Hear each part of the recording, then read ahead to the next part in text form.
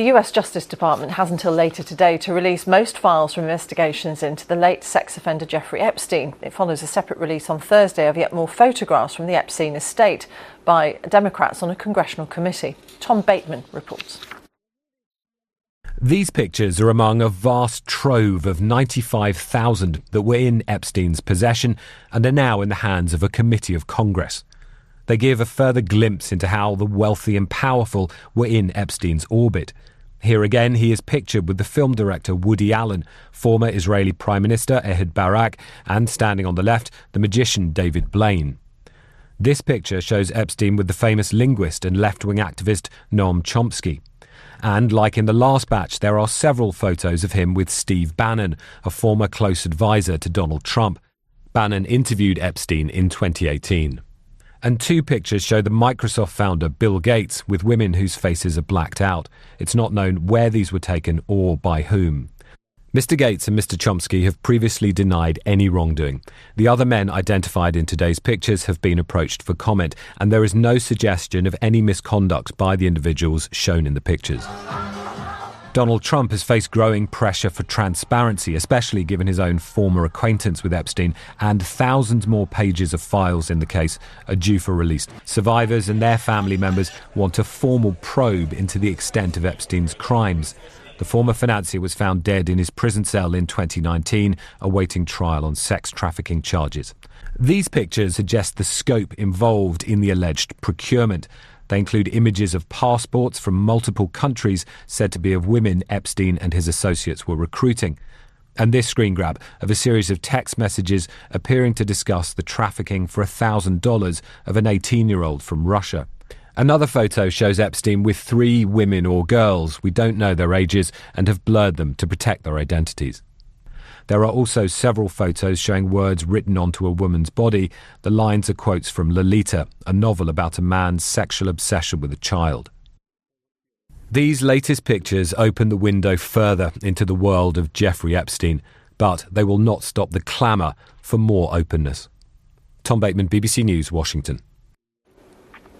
Well, I've been speaking to Dr. Richard Johnson, Senior Lecturer in US Politics and Policy at Queen Mary University of London, and I asked him about what level of transparency we can expect from those files due to be released.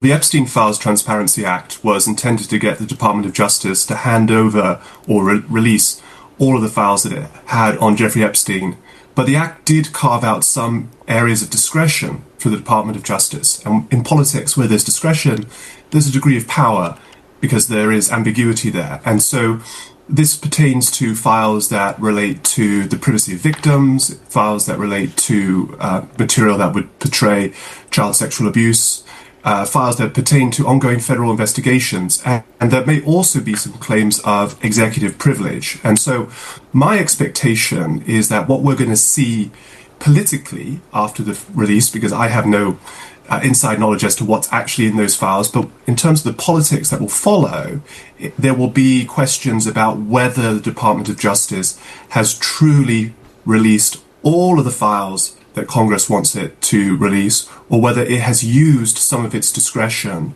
to hold back files that it otherwise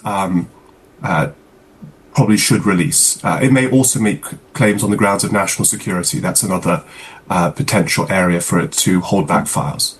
How significant will the release be for victims? And I suppose some of that depends on what is redacted. It does really, I think, depend on what's redacted and what's released.